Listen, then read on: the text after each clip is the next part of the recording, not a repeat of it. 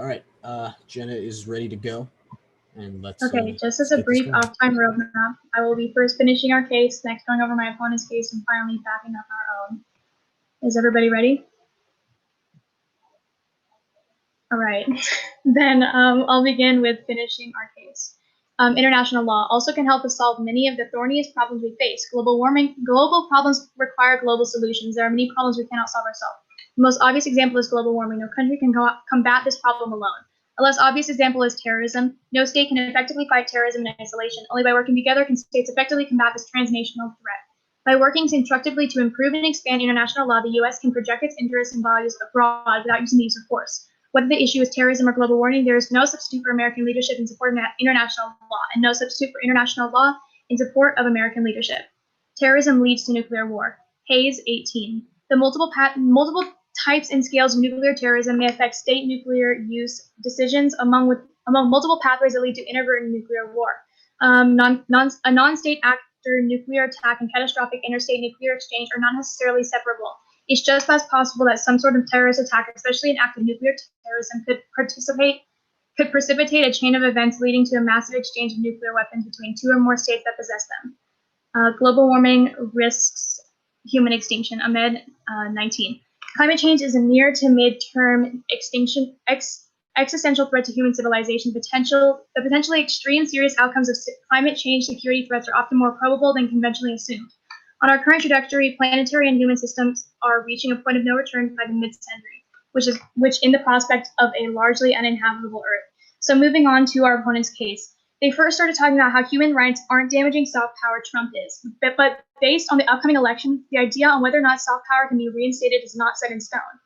Human rights obviously play a role because many different countries won't extradite their terrorists to our countries, which we said in the first constructive speech. I'm going to read a card which is a backup for human rights laws and how banning the death penalty is crucial for U.S. credibility on human rights law. MIMS 18. The death penalty is a form of punishment in the United States may play a significant role in terminating cordial relations. In the future, with countries that have abolished the death penalty, the U.S. also opens itself to condemnation from countries whose laws are consistent with international human rights standards.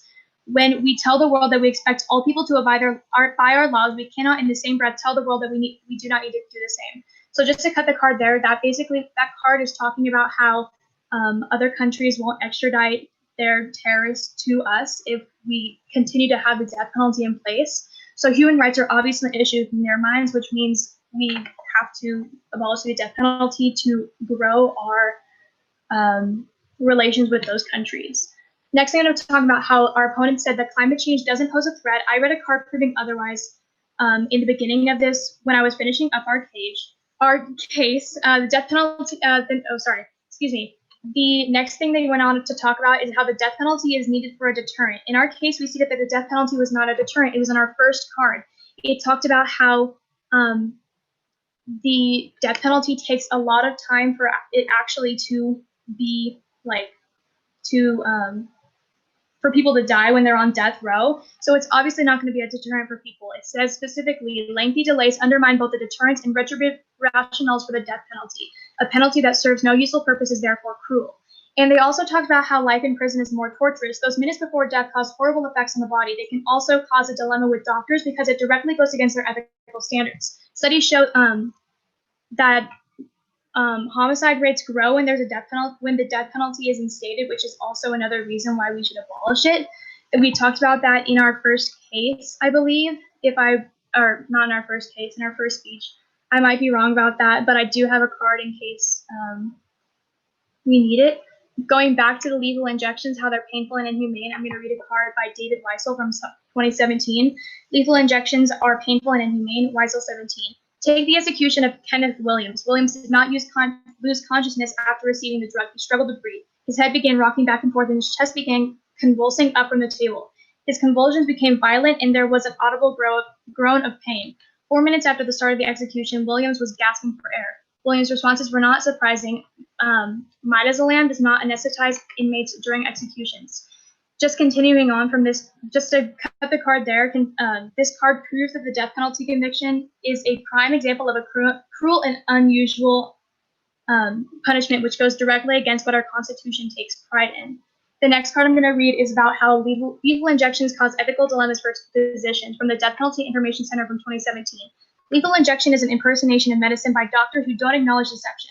Dr. Zaivat, an associate professor from anesthesiology at Emory University School of Medicine, says it's time to reject the lethal injection. Zaivat describes executions had created an ethical problem for doctors because the lethal injection falls within the purview of physicians who must choose between their profession's ethical prohibition against killing and their ethical imperative to reduce suffering.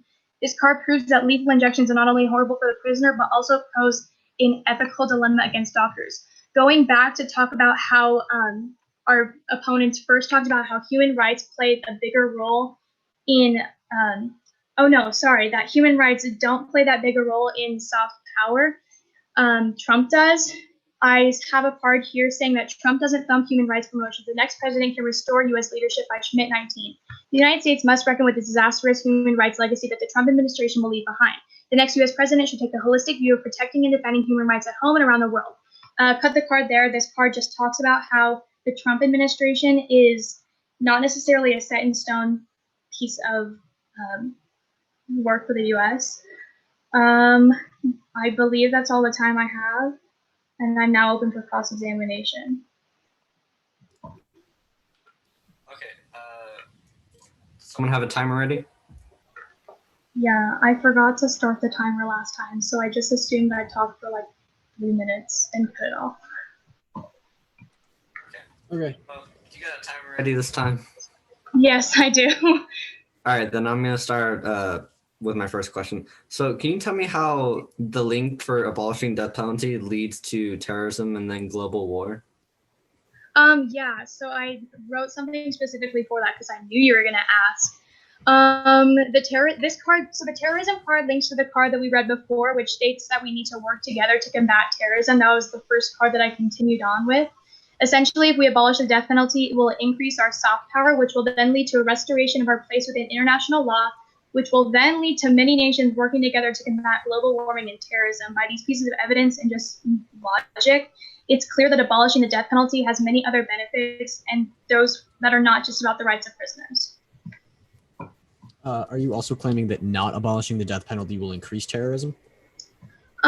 We're not saying that it will increase terrorism. We're saying that abolishing it can prevent terrorism. Okay, so I know you read a card on terrorism. Can you just read the tagline of it for me? Yeah, terrorism leads to nuclear war. It's just talking about how nuclear terrorism is so easy for terrorists to take advantage of.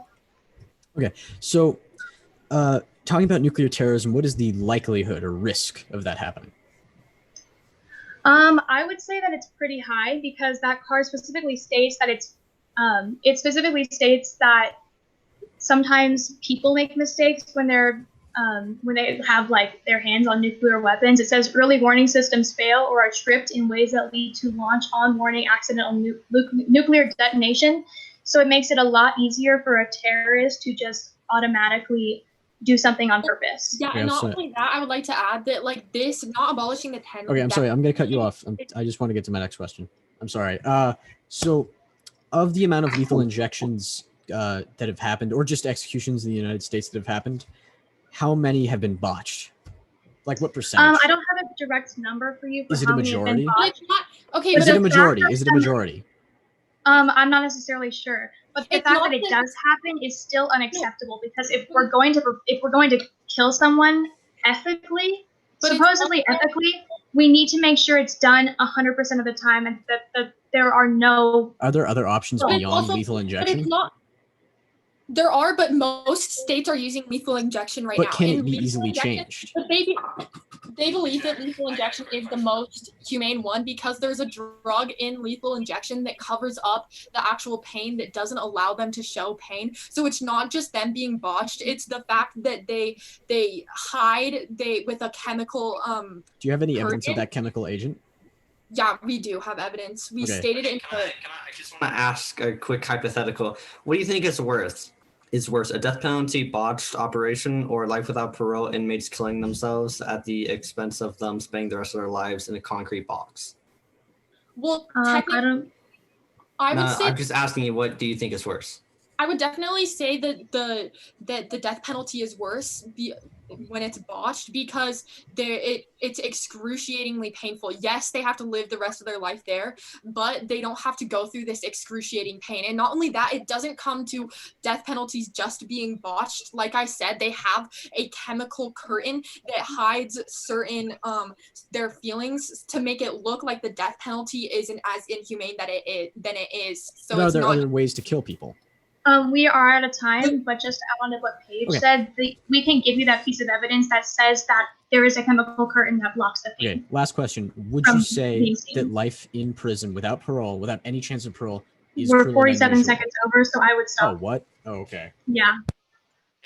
Okay, just for future reference, give like a 30-second mark before your Yeah. timer goes off. Okay. Okay. Sorry, Miss Briggs. I believe it's my speech. Yeah, Okay. the one NR. So, first I am going to be reading a disadvantage, and I'm just going to be talking about my opponent's advantages, reading a little bit of solvency, cards about solvency, and then talking about their warming impact and their terrorism impact. So, hopefully I will be able to fit that all in. If not, I will just say it at the end just to keep it on the flow. If everyone is muted, is there anyone not ready? All right. Oh, wait. Let me get the timer out. All right. Is anyone not ready? All right. Let's begin. Deterrence DA.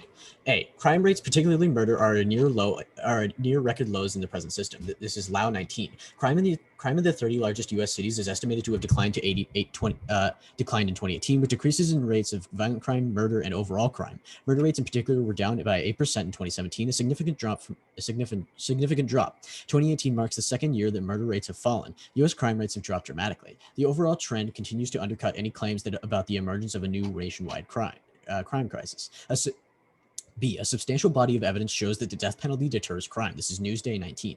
Research has shown that experts and empirical data support the death penalty. It is currently enforced in the U.S. and has a substantial body of research has been done in the country to support the deterrence effect. Emory University Economics Department Chair Desbach stated that our results suggest that the capital punishment has a strong deterrence effect. An increase in any of the probabilities tends to reduce the crime rate, and each execution results in 18 fewer murders. And University of Colorado Economics Department Chair Edward Mocan found a statistically significant relationship between executions and homicide. Specifically, each additional execution reduces homicide by 5 to 6, and 3 additional pardons generate 1 to 1.5 additional murders. Professor Liu in 2001 found that legalizing the death penalty not only adds capital punishment as a deterrent, but also increases the marginal productivity of other deterrence measures. As a result, as reducing murder rates, abolishing the death penalty not only gets rid of a valuable deterrent, it also increases the deterrent effect on other punishments. The deterrent effects on murders are greater in death penalty states than non-death penalty states. Economist Zimmerman stated in 2003 that it is estimated that each state execution deters somewhat between 3 and 25 murders per year. This C. Violent crime imposes substantial economic costs in America. This is Shapiro 12. Violent crime continues to impose significant cost on Americans and their communities. The costs borne of American public for this level of criminal activity are significant. Medical care for assault victims cost an estimated of $4.3 billion per year. I'm going to cut the card there and move on to D. Economic decline risks world war. This is Sundaram and Popov 19. A fear rises of yet another international financial crisis that are growing concerns about the increased probability of large-scale military conflict. Prolonged economic crisis combined with chauvinistic ethnopopulism as well as aggressive jingoistic rhetoric could easily spin out of control and morph into military conflict and worse, world war. The economy has taken has become less responsive to blunt monetary interventions. A decade of low interest rates and has greatly depleted their ability to revive the revive the economy. I'm going to cut the card there and move on to link death penalty. Criminals behave rationally, illustrating that death penalty deters. This is Beset 18. Criminals often have to behave much more rationally than is usually thought. It is well documented that during plea negotiations, killers will often choose to plead guilty to murder in exchange for a life sentence rather than risk the conviction and a death sentence. Even sadistic killers invest considerable time and effort in planning abductions and concealing crimes. Hardened criminals want to live, and they often will adjust their behavior accordingly. Abolishing the death penalty entirely, and what incentive that does a lifer have not to kill? We should not be reluctant to draw on our own common sense when we think about the deterrence effect of capital punishment. So, I'm going to be cutting that there and moving on to innocence advantage. The death penalty saves innocent lives. For every one person convicted to death, 7 lives are saved. This is Christensen 19. It is sometimes necessary to use capital punishment. Capital punishment is more likely to deter more than other punishments because people fear death more than anything else. I'm going to cut that card there. Move on to innocence advantage. Death penalty abolition leads to life without parole. Death penalty abolition leads to life without parole. This leads to less chance for appeal. This leads to less chances to appeal wrongful sentences and the person just dying in prison. Klein-Stuber 16. Life without parole is semantically disguised sentence of death.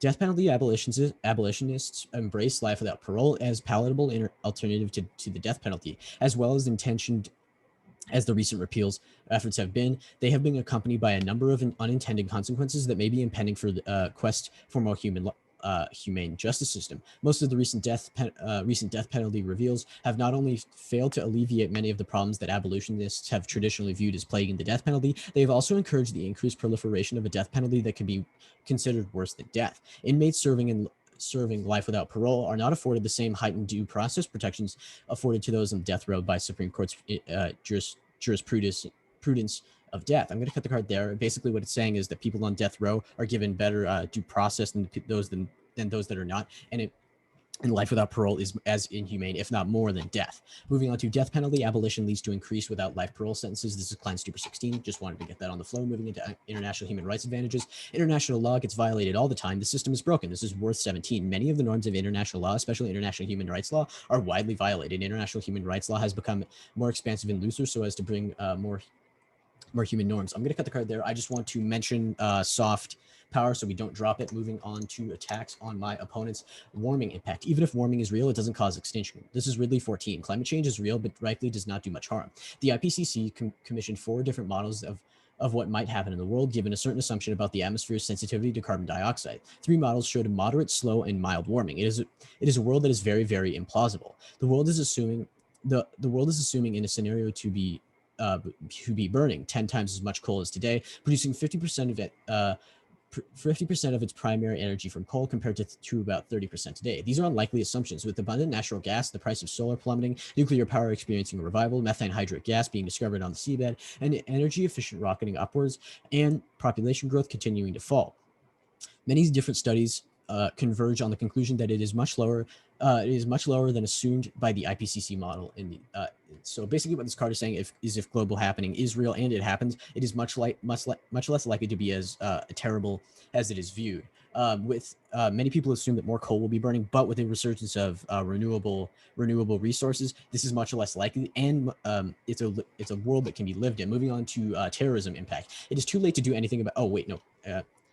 No risk of nuclear terrorism. Barriers are too high. Ward 18.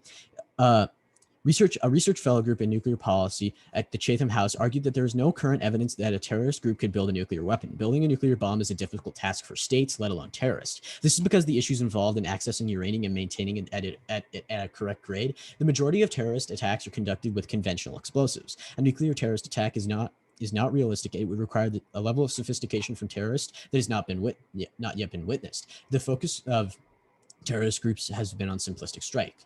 No risk of terrorism, time, planning, resources, and expertise prevents. This is Weiss 15. I'm just going to cut the card there. Basically, what that's saying is the likelihood of terrorists being able to access or create nuclear weapons is extremely low, and it has not yet been witnessed. So that advantage flows to us. That impact is unlikely to happen ever, as well as the warming impact. So both of those flow to our side. So I just want to talk about our deterrence DA. So basically what it's saying is the death sentence actively deters crime, and for every person executed, it effectively deters others from committing crime. This is something I stated was between 3 and 25 crimes are committed with 1 death sentence execution. For these reasons and many more, I urge a strong vote on the side of the negation. Luken. Oh wait, cross-ex. Yeah. Let me pull up my timer.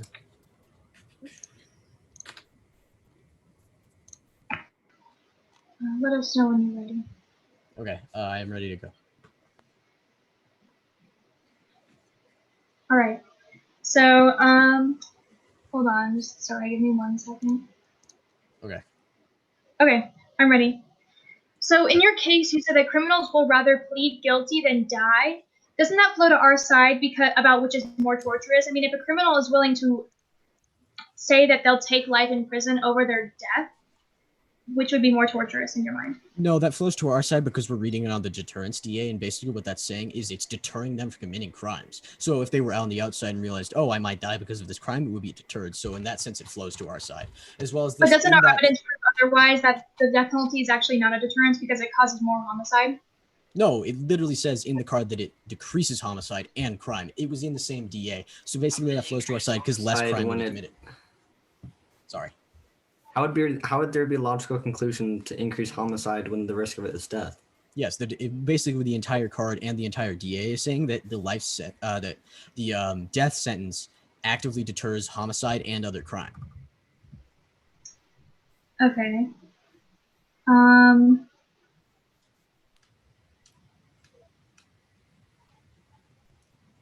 So you said that there's better due process on death row. Why wouldn't inmates choose to go on death row then? They don't choose to go on death row. It's decided by a jury of their peers. So if they do end up on death row, they get better due process and more media attention, which in the sense that if they are innocent, it is more likely that they will be exonerated. So them being on death row lends them some advantages. You specifically said that criminals will rather plead guilty than take the chance to go on death row. So why would they rather plead guilty and take life in prison than have a better chance at due process? The thing is, in that sense, that card is talking about actual criminals that are not innocent. So that card posits that they are not innocent. So if they are innocent and know that they have no chance to be exonerated, they wouldn't have any reason to go on death row. But innocent people that are on death row do have a chance to be exonerated. So that still does flow to our side. Okay. Paige, do you have any questions? So basically, I was just wanted you to clarify what you were saying about climate change not posing a threat. So basically what that card said is the likelihood that climate change causing an immediate threat in an immediate time frame is extremely low, especially since with the resurgence of renewable materials. I do have a question about that card. When was that card from? Sorry, that specific card was from 2014. 2014, okay. I would expand on that. It said that the assumption of many people was that there would be 50%. Coal consumption would jump from, I believe it was 30% to 50%, which is very unlikely since many new renewable sources have happened. And I don't have a specific card, but I'm 99% sure that we have not jumped to 50% of coal production. So that card is still. I do want to ask. I want to make sure Paige doesn't have any more questions because we're out to run out of time. Yeah, no, I'm good. Okay. That's all time. God, I'm worried that we don't have enough time left in this Zoom. How long has it been recording? It doesn't tell me. That's the problem. I'm trying to. I'm just worried that we're going to start a speech. You know what? The next speech is 5 minutes. We have at least 10 minutes left, so we'll give that speech. It is the night block. So after that speech, I am 99% sure we will be going in the next Zoom. All right. Okay. Oh, Luken, do you want to take prep? Yeah. Okay.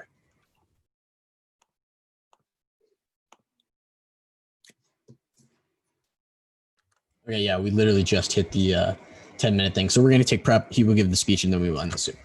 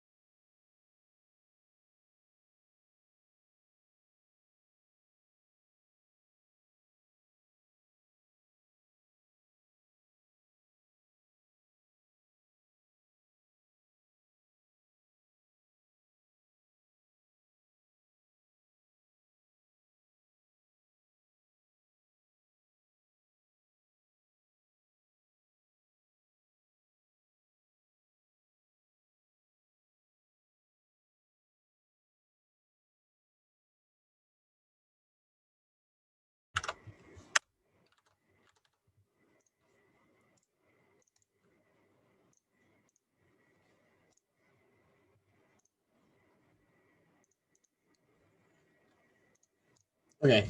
Luken, we'll get started in just a moment. That was 1 minute and 20 seconds off of our prep.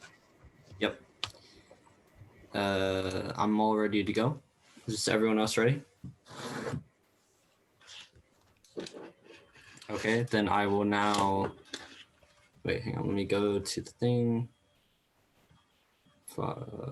Okay. Yeah, I'm ready. All right. Time starting now. Other nations no longer model the U.S. Supreme Court or the U.S. Constitution. This is LibTalk 2012. The U.S. Constitution appears to be losing its appeal as a model for constitutional chapters elsewhere. Its authors coded and analyzed the revisions of 729 constitution adoptions by 188 countries from 1946 to 2006, and they considered 237 variables.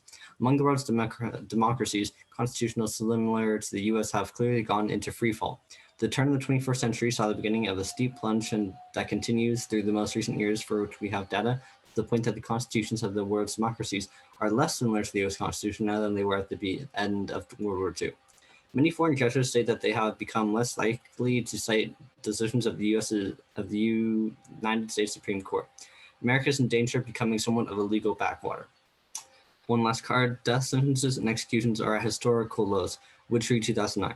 New death sentences and executions remain at a near historic lows. Nationwide, 25 executions were carried out in 2018. There were only 42 new death sentences nationally in 2018.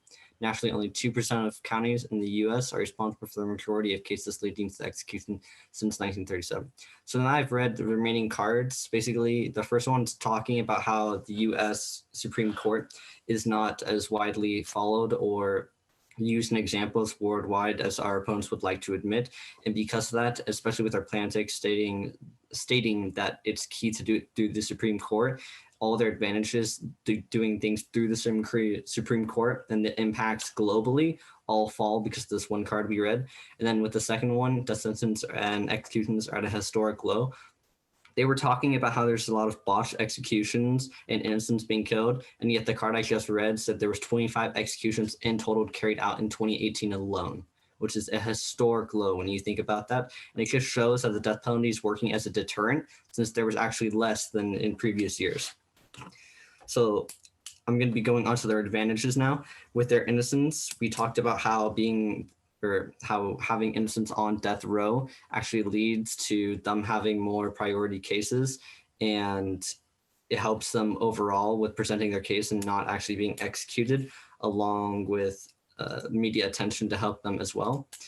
I guess before I go on to international human rights, I would also like to address the deterrence, like I said, and then also the soft power, in that we said it was not the death penalty's fault that the U.S. is losing its credibility globally, but it's actually Trump's fault and his administration, since they've been putting America first and sidelining allies and their opinions and such, that we're actually losing credibility because of that. And so it's not the death penalty's fault that that's happening. So we should still keep it in effect because of that. And then with international human rights, a large part of their case is talking about how us getting rid and banning death penalty in the US would serve as a good example worldwide. And yet I remember my partner read a card saying that just because you join, or maybe I read it, but just because you sign something like anti-torture coalitions doesn't mean it stops happening. Just because a certain democratic or Western thinking countries sign a coalition doesn't mean that it doesn't happen in the shadier parts of the world. Just because we ban the death penalty doesn't mean there will suddenly be a huge decrease in human rights violations. They will still happen. And so because that, all their advantages fall, along with some of their advantages and arguments flowing to our side as well, and that we should still keep it as well. Just to really quickly clarify, when I said shady, I meant like some states and governments that are regimes and break the human rights coalitions and such. And that's all the time I have.